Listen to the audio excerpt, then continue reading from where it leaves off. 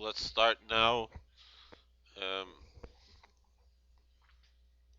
as I mentioned before, tonight is the Purim Katan again. Welcome everyone. We're going to study our Chassidus portion of the Shir.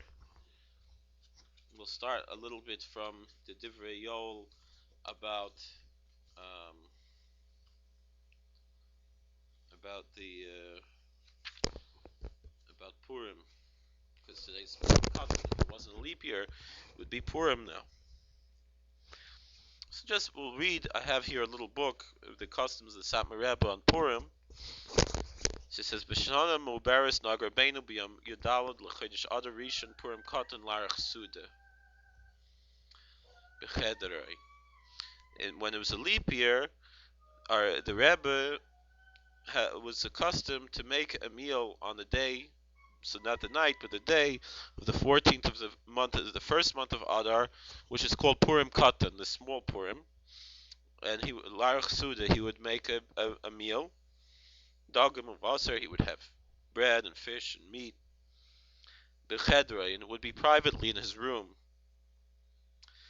L'ftei birkas hamazon nichnasu beis anashim l'starf l'zimun v'zamru Shoshanas Yaakov. And then before he would finish the meal, make birkas hamazon, the benching, he would invite two people to come in to make a zimun, right? Because when you bench, you have three people to invite for benching.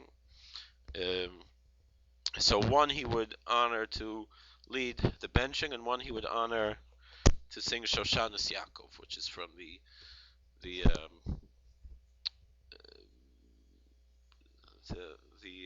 liturgy of Purim.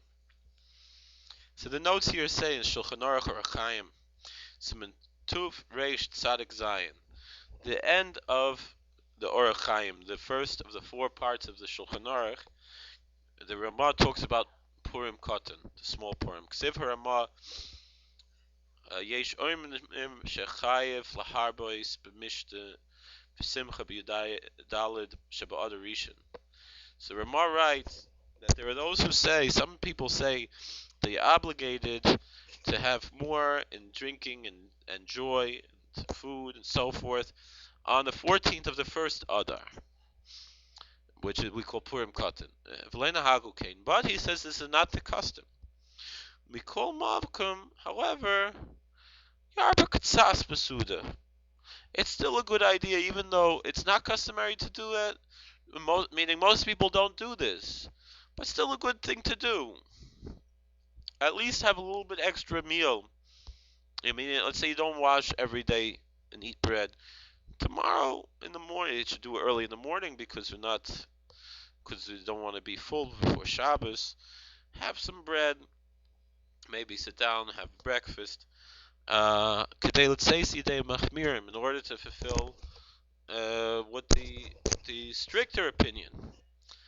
Messiah Haramazal Lev Mishnah Tomid. He quotes from the book of Proverbs. The Ramah finishes, blessed memory, and the one who is good of heart is always celebrating, always drinking. Ubeterizov Sham, the Taz says there in Sif Cotton Base, Rabbeinu Yechil me Parish, Rogel Harvest Lasman Neadam Kimashmois Lashon the Mishnah. So he said, Rabbeinu Yechil from Paris, he would have a big meal, and he would invite people like the Mishnah says, because the Mishnah says the only thing between the first Adar and the second one is reading the Megillah and giving gifts to the poor, which would seem from the Mishnah that you don't read the Megillah on the first Adar and you don't give the gifts to the poor, but you still have a meal and you still give gifts to your friends. Shalach manos. But the halach is not like that. And I don't think people even really have such a custom to give shalach manos on the Purim Katan, although it might be a nice thing to do. But we see that having a meal, having a tish, even well before the Chassidic movement, Rabbeinu Yechil me Parish, I think was one of the Bali Tosfos, I'm not sure.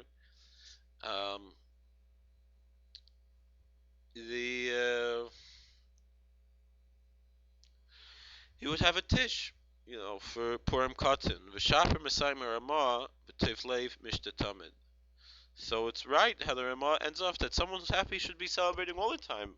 Any excuse to party, it's a good thing to do. And that's not a Hasidic idea, that's from the Ramah, from the Shulchan Aruch. Um,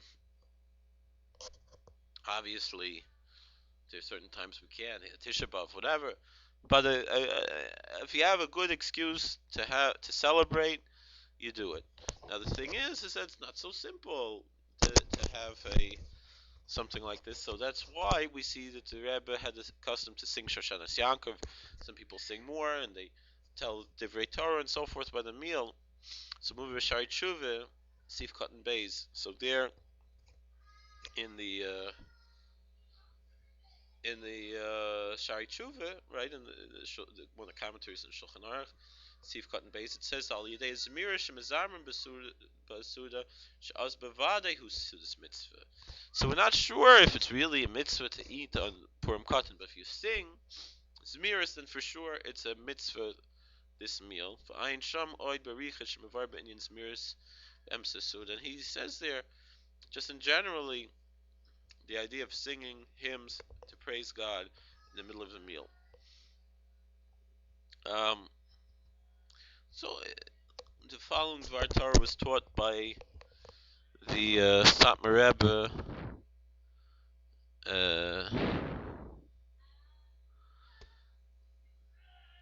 It's a little bit difficult for someone like me to teach because I did go to college. Here he's talking against going to college and so forth.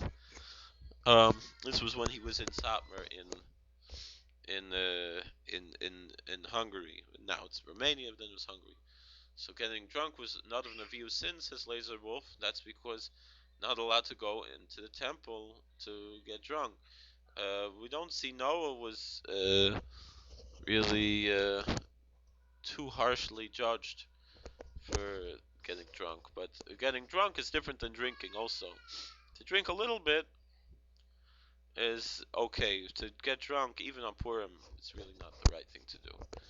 Um, a lot of people go a little bit too far in, um, in Purim, and it's not really the right way to approach Purim. So anyway, the Rebbe said like this: Ki im hachrish tachrishi beis hazois revach vatzali yamad li Yehuda mimakam acher va'atu beis avich tovedu miyodea im le'es kazos higat lamalchus. So this is one of the most stirring words of the whole Megillah. Mordechai is trying to convince Esther to stand up and explain who she is to her husband, King Achashverosh, and so forth. And she's not sure. Maybe she should be quiet. Maybe she should rock the boat, and this and that. And what does Mordechai say? He says, "Well, if you're going to be quiet at this time, there's going to be salvation and wideningness and so forth is going to stand up for the Jews from another place. But you and your father's house will be destroyed. And who knows if it's for this time that you reached the the kingship to be the queen." Um, okay, so Epshel Laramis Bezeh and Stephen is right. The Baal Shem Tov points out, the Torah says Noah was a tzaddik, and it doesn't say that about us in the Torah. So we have to have a lot of respect for Noah. Anyway, back. After Laram is bezeh pasuk mi she'omrim knesses Yisrael Kadosh Baruch ma she'omrim knesses Yisrael Kadosh Baruch Hu kim harchish tachrishi beis keis hizois shlo tishieni mitzaros bekeis hizois Migolas Hamar as I revach vatzal yama liyuda mimokum achir. Pesh besitra achir.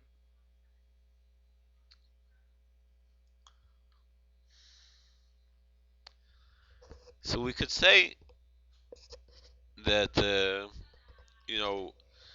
we know this is uh, this is Mordechai speaking to Esther, but the Satmar Rebbe says, it doesn't say who's saying to what, whatever, and it's very strange. The name of God doesn't appear anywhere in the Megillah. And this is one of the places where it seems like it should appear. It says that salvation will come from another place. It should say salvation will come from God. Why does it say from another place? So he said maybe we could say that the Jewish people are saying this to God. If you're quiet at this time, meaning you're not going to save us from the problems that we're having now, from this bitter exile.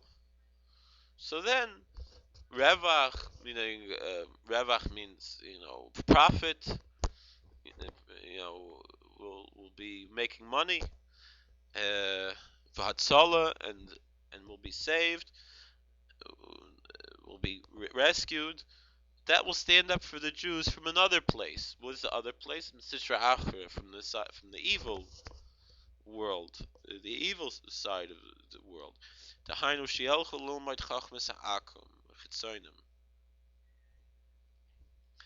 Because what the Jews are going to go, as unfortunately many did, and they studied secular, heretical, heathen knowledge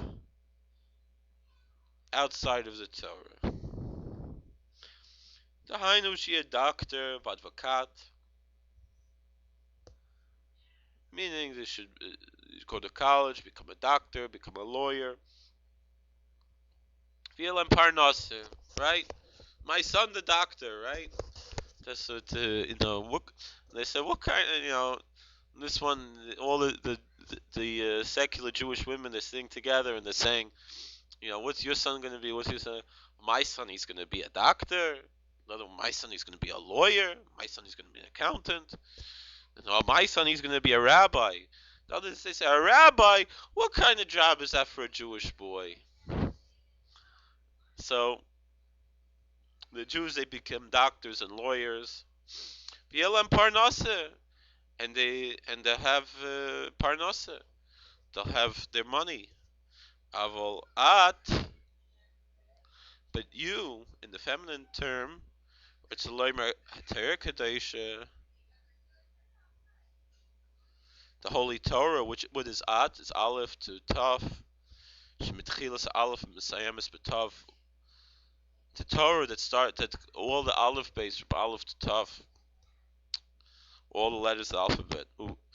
Ubeis avich, and your father's house, right? Our Father in heaven, and that which we and our patriarchs, meaning the true Judaism, the way of Judaism that the children of Israel have inherited from the holy patriarchs. God forbid that could be destroyed. So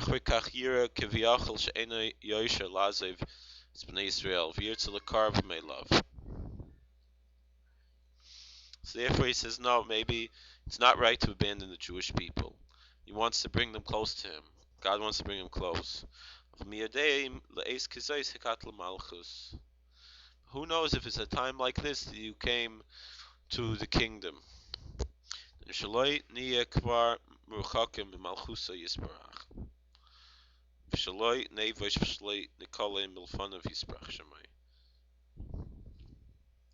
They're not so far away from God's kingdom that they shouldn't be embarrassed and ashamed from him.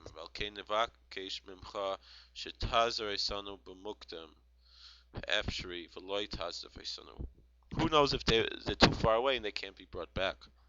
So therefore we're asking you, God, help us as early as you can, the earliest possible time. Don't abandon us.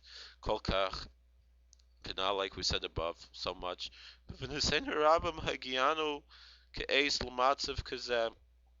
to our abundant sins, we reached a situation like this now. That our brothers, the children of Israel, are in a very low state. There's nothing lower than the state that the Jews are in now. And this, the Rebbe was saying, how long ago? before, he's saying 1920s, 1930s, 80, 90 years ago. Okay, Nevakish, that is nothing lower than where the Jews are now. And we know that a secular Jew, according to Judaism, is someone who is against Judaism, and he's a Jew. He's the worst, the lowest form there is. So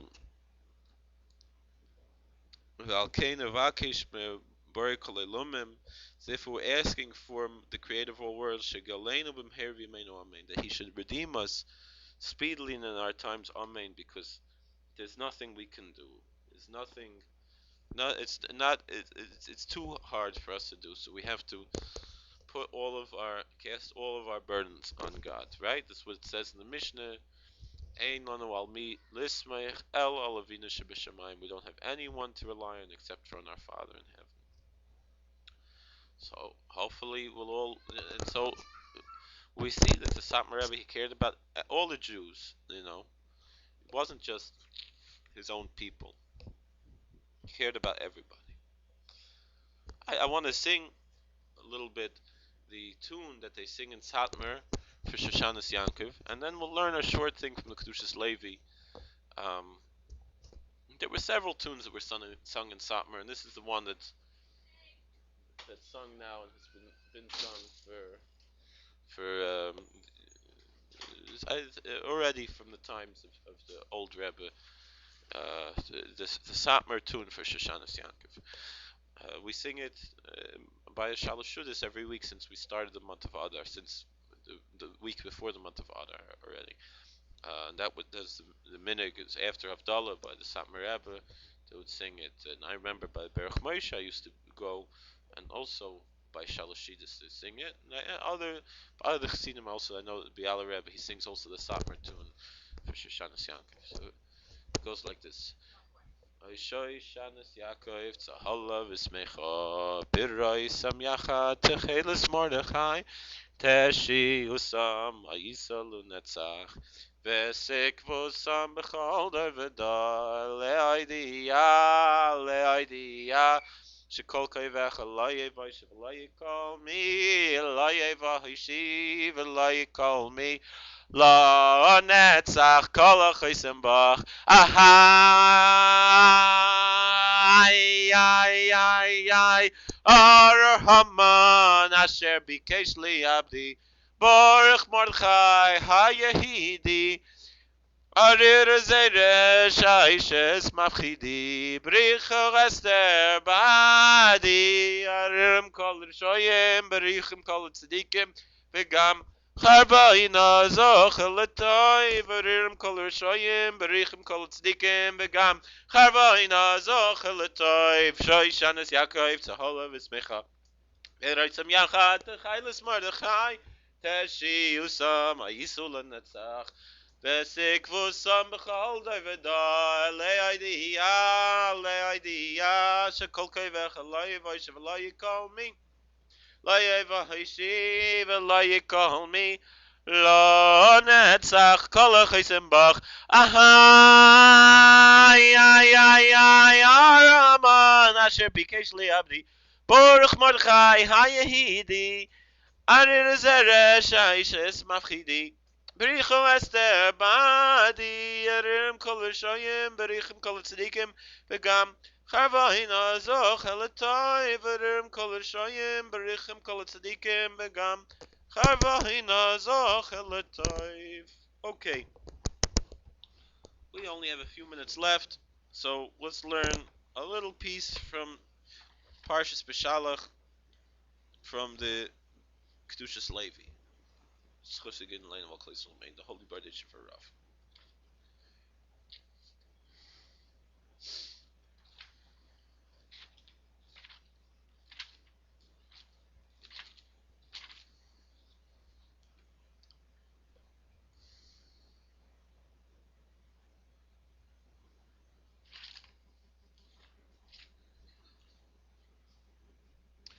This is very important to our Torah. We know, most of us know this verse. We say it in the liturgy for Shabbos. from the book of Exodus, chapter 31, verse 16. V'shamru v'nei Yisrael es Shabbos. Right? The children of Israel kept the Shabbos. Last is the Shabbos in order to make the Shabbos. L'doros and Bris Olam for all the generations in eternal covenant. The Talmud explains from this verse in the Talmud in Shabbos Kuf Yud Ches Amud Beis, Shabbos 118b. El Malei Shamu Yisrael Shtei Shabboses.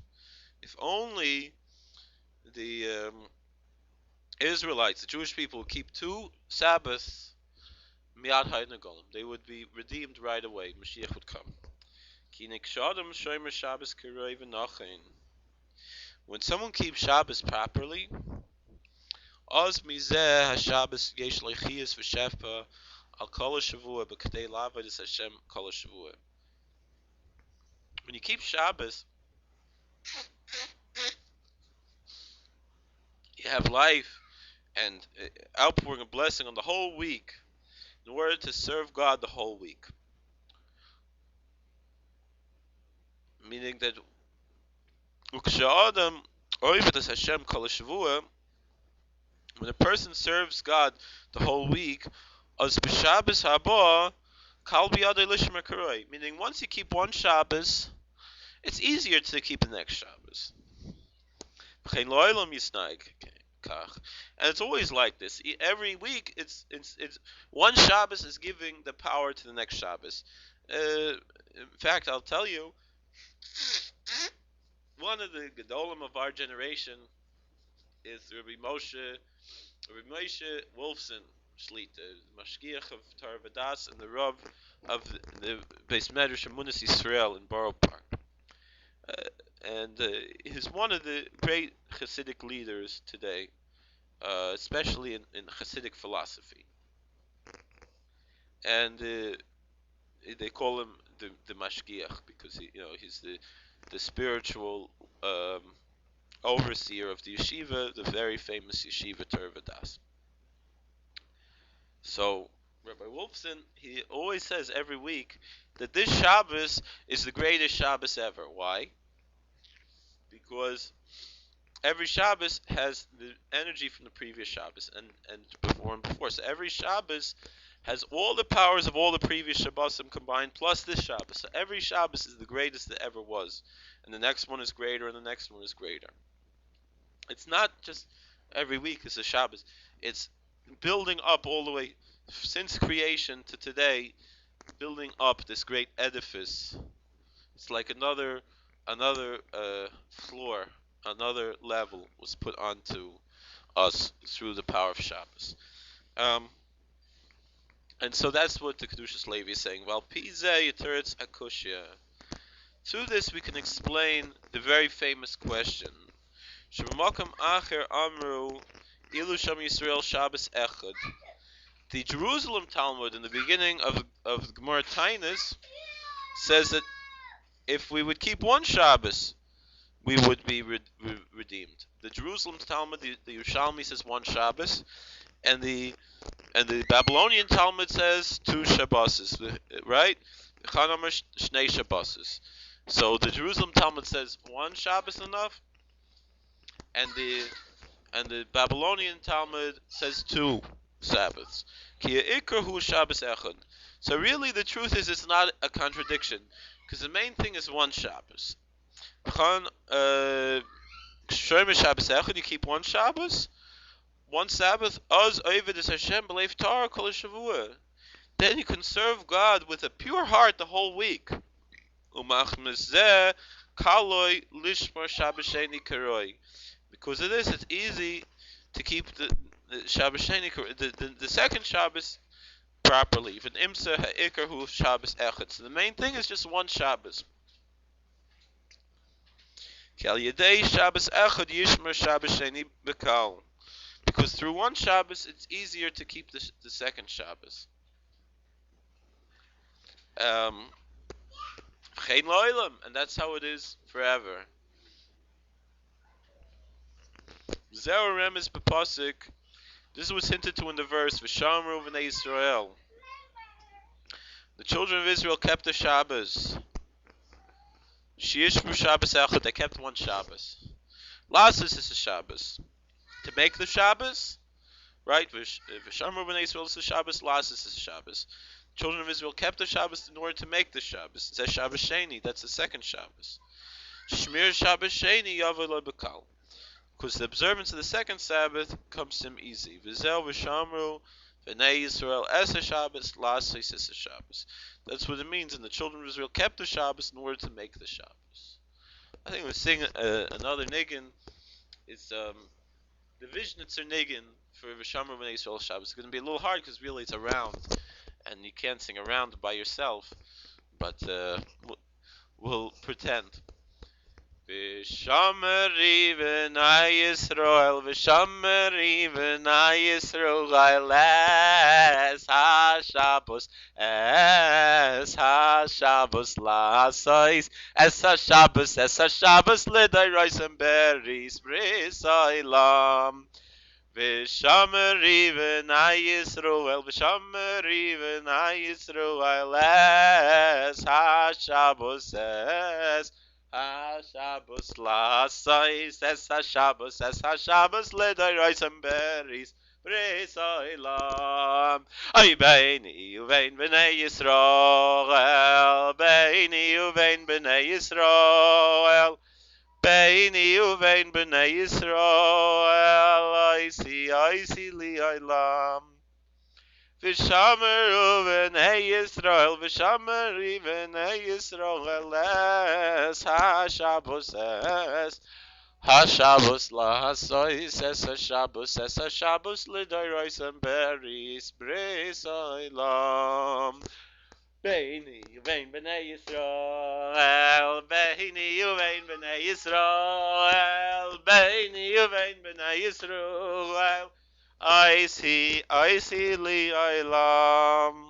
Okay, Hakol has a question. It's written that Hashem with Adam kept Shabbos. Did the angels keep it? Did the angels keep it today?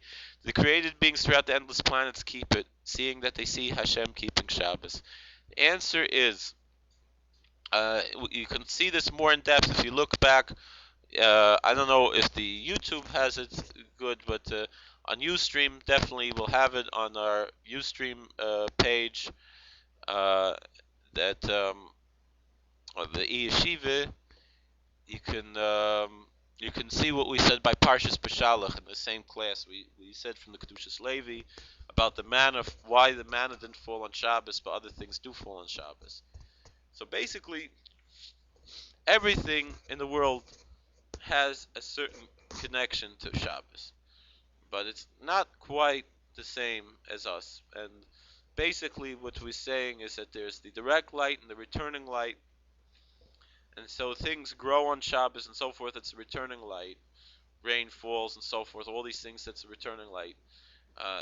The direct light, though, like the manna, that's what ceases on Shabbos, as far as God's keeping Shabbos, how God keeps Shabbos.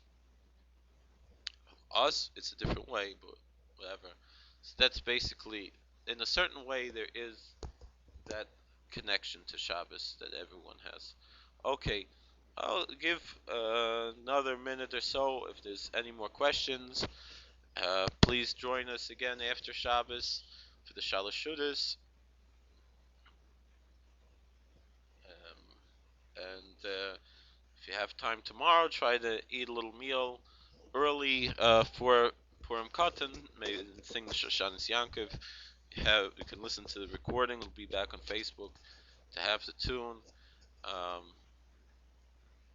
It's an excellent question. Laser Wolf asks, why is Mordechai called Yehudi? Why is he called a Jew when he's from the tribe of Benjamin, Binyamin, and not Yehuda, not from Judah?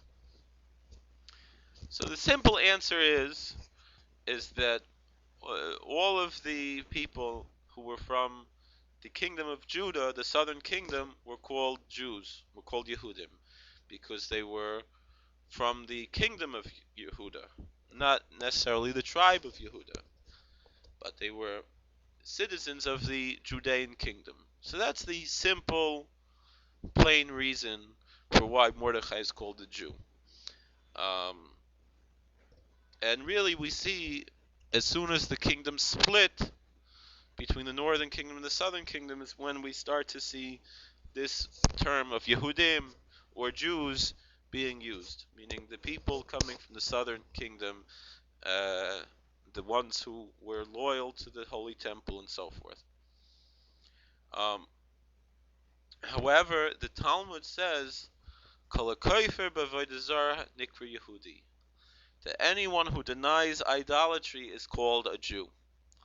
And so, therefore, that's why Mordechai is called a Yehudi, even if he's not from the tribe of Judah.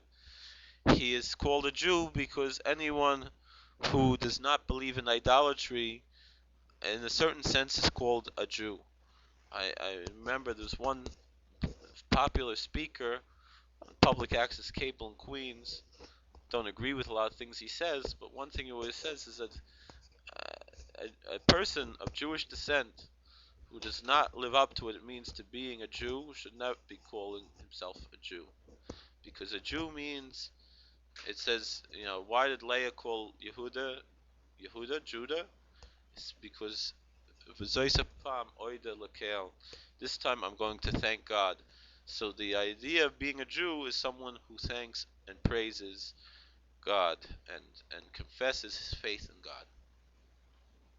And so therefore, Judaism and being Jewish and so forth is not only an expression of being descended from Judah, because many Jews are not descended from the tribe of Judah. We also call Kohanim and Leviim, we also call them Jews, even though they're not Jewish. They're not Jews.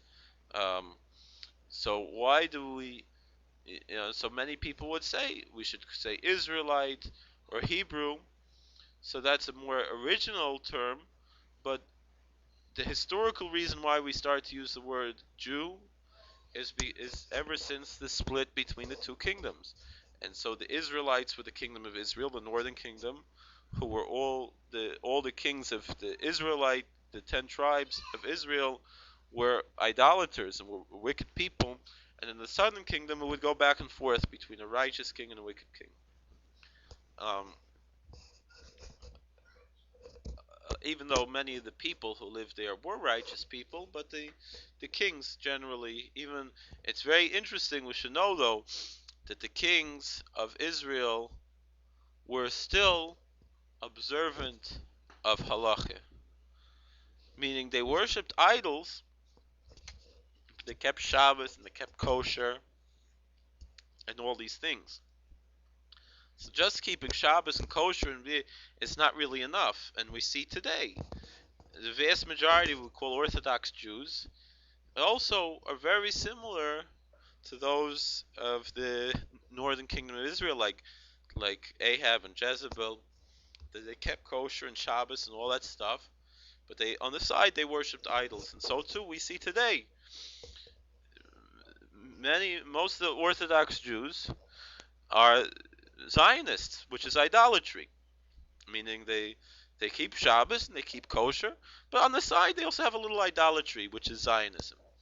Um, but anyway, at that point in history, after King Solomon died and the two tribes split, that's when we started seeing the term Jew be used, and everyone then, even people, there were many people who defected from the northern kingdom and joined the southern kingdom, um, because it was they wanted, even though it was very difficult and it was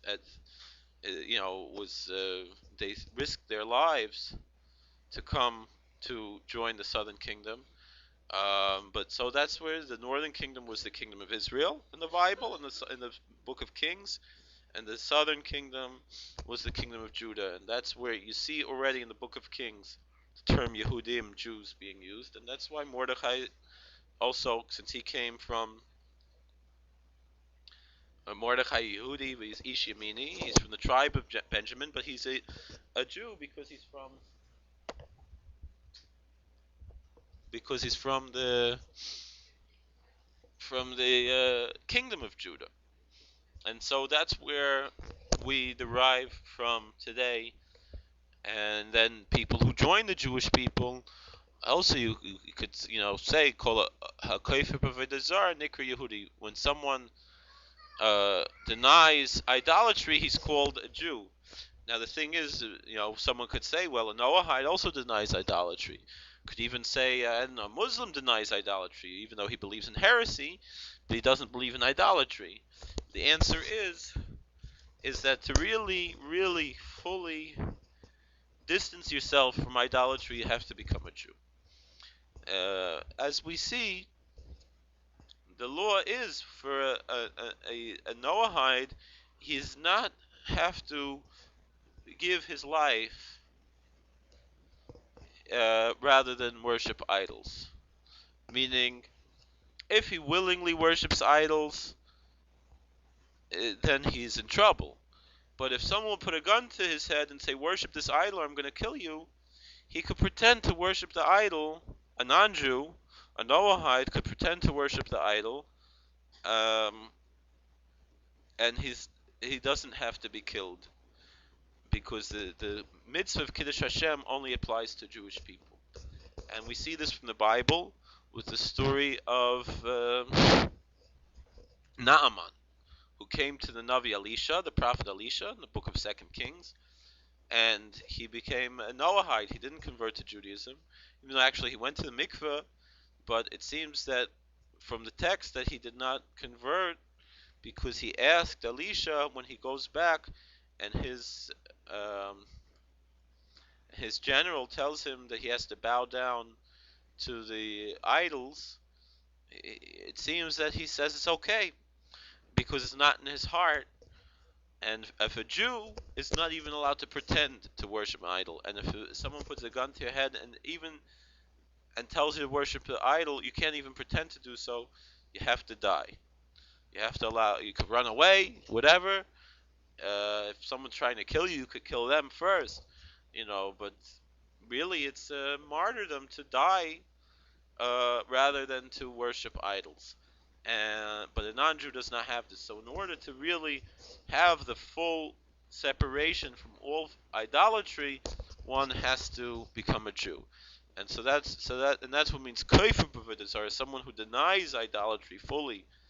That even a Noahide who does not worship idols, and he is forbidden from worshiping idols, but it's not so distant as if to actually have the title of being calling a Yehudi, as opposed to any Israelite who's from the tribe of Judah. That's why we see the Gemara in Megillah says Mordechai was called HaYehudi because Kol HaKofer B'Avodah Zarah Nikra Yehudi. Anyone who denies idolatry is called a Jew. Okay. Again, not that it means anyone is um, obligated to convert to Judaism. If someone's not born Jewish, they're not obligated to convert. But we see that, but they cannot call themselves a Jew. That's basic, and that's a big problem that we have today with these groups, these Christian groups that call themselves Messianic Jews.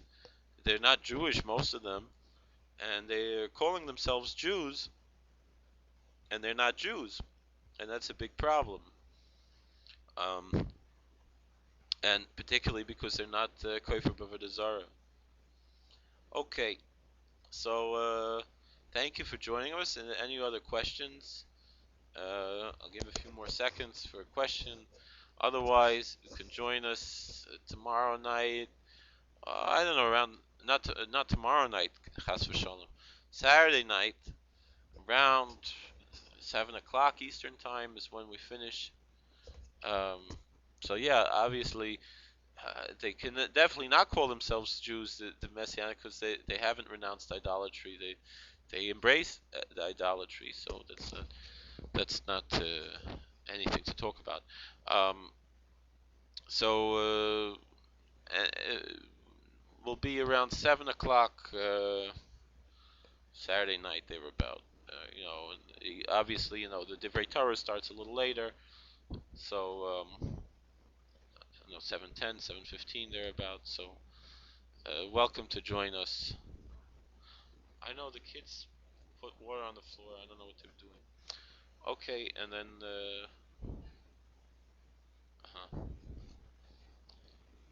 all right. Well, thank you for joining us, and have a very wonderful day. If you're here in Richmond, we're gonna have not we're gonna have, but the Jewish community in general, they're gonna have a very nice program Sunday.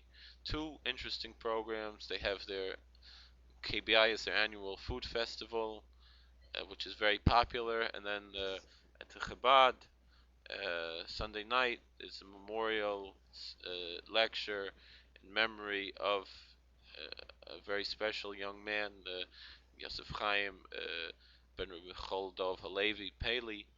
Uh, for his yahrzeit was a very very special child who died very young, and so they have the memorial,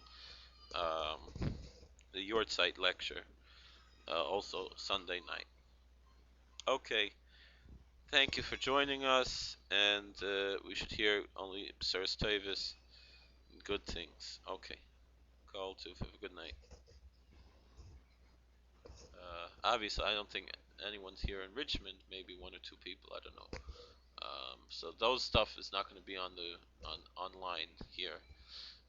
But we will have our regular classes Sunday morning and Sunday night. Sunday morning Rabbi Otero and myself, and then Sunday night Rabbi Otero again.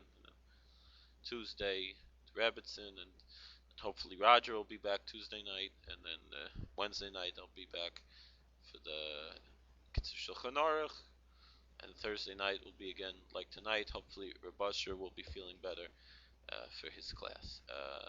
All right, thank you very much, and have a wonderful night. Baruch